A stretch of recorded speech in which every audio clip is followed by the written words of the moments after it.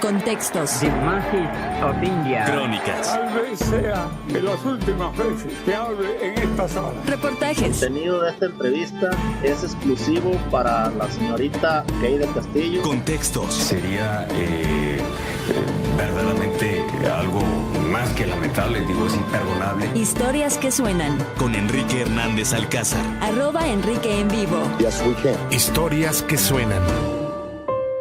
El proceso electoral de 2012 llegó en medio de un país bañado en sangre. Las muertes que hay en el país son por las organizaciones criminales.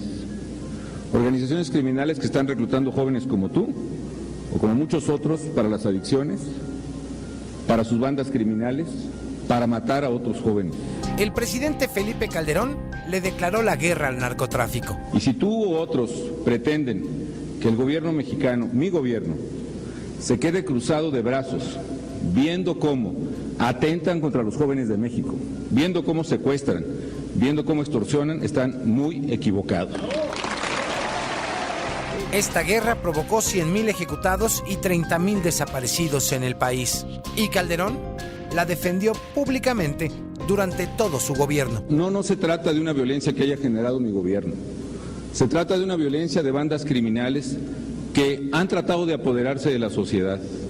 Y por esa actitud, como la tuya o de la quienes te mueven, de decir que el gobierno no se meta con los criminales se fueron apoderando de grandes ciudades, de grandes poblados y de estados completos del país. Mientras tanto, la sucesión presidencial estaba en proceso. Vengan cámaras, la 3, la 1, la 2, ¡ahí!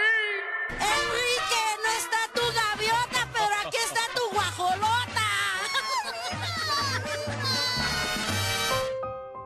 Enrique Peña Nieto, gobernador del Estado de México, protegido de Arturo Montiel, ahijado político de Carlos Salinas de Gortari, se convirtió en la cara bonita con la que el PRI podría consumar su regreso a Los Pinos. Muchos personajes acompañaron mi campaña, vinieron gobernadores de otras entidades, vino el presidente del partido. El gobernador estuvo en el inicio de nuestra campaña. Tras la repentina muerte de su primera esposa, Mónica Pretelini, se casó con Angélica Rivera, una actriz de telenovelas que tuvo que hacer una pausa profesional. Quiero que le dé un recado a sus patrones. ¿Cuál? Que le pongan precio a su propiedad, porque me interesa comprarla. Nadie va a pagarle un mejor precio que yo. Peña Nieto aparecía lo mismo en la revista Quién que en La Caras, en TV y Novelas, en TV Notas y en diversos programas de televisión. Sí estoy saliendo con ella. No, a ver, espéreme, que ya tuvimos este debate alguna vez con algún joven político. ¿Qué es salir con y qué es andar con? A ver, tú dime qué es una y qué es otra. Pues no, es que yo tengo esa misma duda como joven soltero. ¿Quieres saber si somos novios? Sí. Sí. Su rival más competitivo, Andrés Manuel López Obrador, aparecía igual que Peña Nieto en televisión, en noticiarios, programas de opinión y, claro, en los spots de su partido.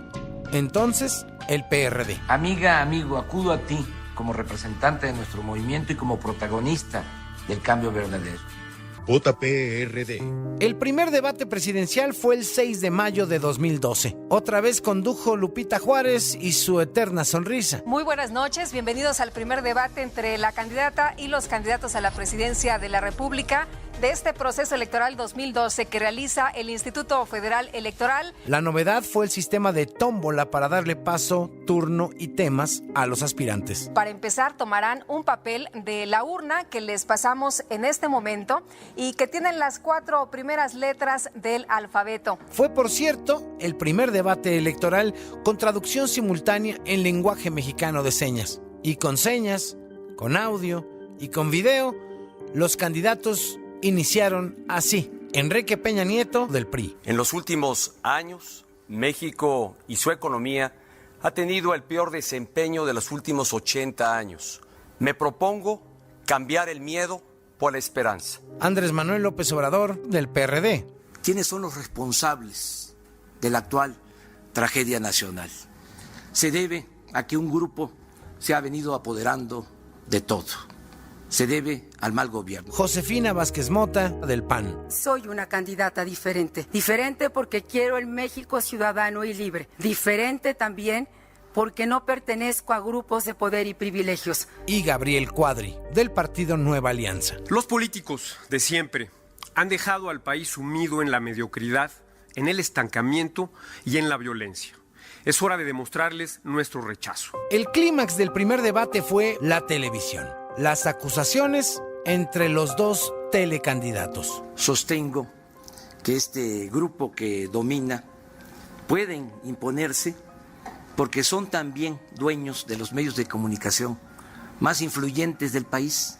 Y así es como manipulan, quieren suplantar el derecho del pueblo a elegir libremente, quieren con la publicidad, con la mercadotecnia, imponer a Enrique Peña Nieto. Eso está por verse. Yo le diría a Andrés Manuel, si la televisión hiciera presidentes, usted sería presidente, Andrés Manuel. Porque en su gestión como jefe de gobierno, destinó más de 1,000 millones de pesos, y tengo aquí los documentos que lo acreditan de la cuenta pública que entonces usted presentara, para la comunicación social. Y esto representa el doble de lo que el gobierno del Estado de México destinó a comunicación social. Para muchos el debate lo ganó Cuadri, por su posición contra los viejos partidos. Y sí, también por las miradas hacia Julia Orayén, la edecán del IFE. No sé si decidí mal. No fue el vestido más aplaudido del mundo. Y nunca pensé que el escote se iba a abrir tanto y se iba a ver de la manera que se vio. 5 días después del primer debate, el proceso electoral sufrió un cisma. Porque regrese mi voz y nunca regrese el PRI. Hoy vengo a decir aquí, yo soy 132. Una visita a la Universidad Iberoamericana hizo que el líder en las encuestas, Enrique Peña Nieto, terminara dentro de los baños de esa institución ante el nacimiento, de facto, del movimiento Yo Soy 132.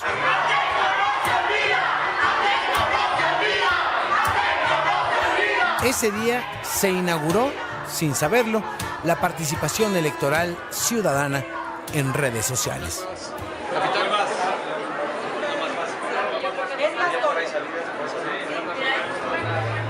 Que es un derecho de nacimiento, es el motor de nuestro movimiento. Porque reclamo libertad de pensamiento, si no la pido es porque estoy muriendo. El segundo debate presidencial llegó un mes después, el 10 de junio del año 2006. Muy buenas noches, soy Javier Solórzano y les saludo desde el Centro de Convenciones Expo Guadalajara, en donde en unos minutos vamos a iniciar el segundo debate entre la candidata y los candidatos al cargo de presidente para el periodo 2012-2018. Y usted, candidato Peña Nieto, es un candidato que representa el autoritarismo de su partido. No solamente le tiene miedo a los jóvenes, y no quiere ir a debatir con ellos. Terminó encerrado en el baño de la Universidad Iberoamericana. Señor Peña Nieto, no queremos a alguien que se vaya a esconder al baño de la universidad para resolver los problemas del país. Josefina, efectivamente, el día de la visita a la Universidad Iberoamericana fue justamente el momento del despertar de los jóvenes y de mostrar su participación dentro de este proceso. Ni me escondí, ni fue a ningún lugar a donde hice frente más bien a los grupos que se manifestaron y que se expresaron legítimamente en contra. Son voces que respeto. Pero hubo un tercer debate, un debate no oficial, un debate convocado por la sociedad civil, el debate del movimiento Yo Soy 132. Bienvenidos a esta cita con la historia, el tercer debate presidencial entre la candidata y los candidatos a la presidencia de la República. Hace unas horas, el candidato de la coalición Compromiso por México, Enrique Peña Nieto, envió una carta a los organizadores del debate 132, agradeciendo la invitación y declinando su participación en este encuentro. Pese a esta ausencia, a su falta de memoria literaria y a su ADN partidista, Enrique Peña Nieto ganó la elección por 7 puntos. Asumo con emoción, con gran compromiso y plena responsabilidad el mandato que los mexicanos me han otorgado este día. 6 años después, la Casa Blanca, la desaparición de los 43 estudiantes de Ayotzinapa y sobre todo la corrupción y la impunidad rampante durante su mandato, tienen a Enrique Peña Nieto al borde de convertirse en el hombre que regresó y sacó al PRI de los pinos en menos de un sexenio. Pero esa es otra historia, una historia que aún no se termina de escribir. Enrique Hernández Alcázar, W Radio. Historias que suenan. Con Enrique Hernández Alcázar. @Enrique en vivo. Historias que suenan.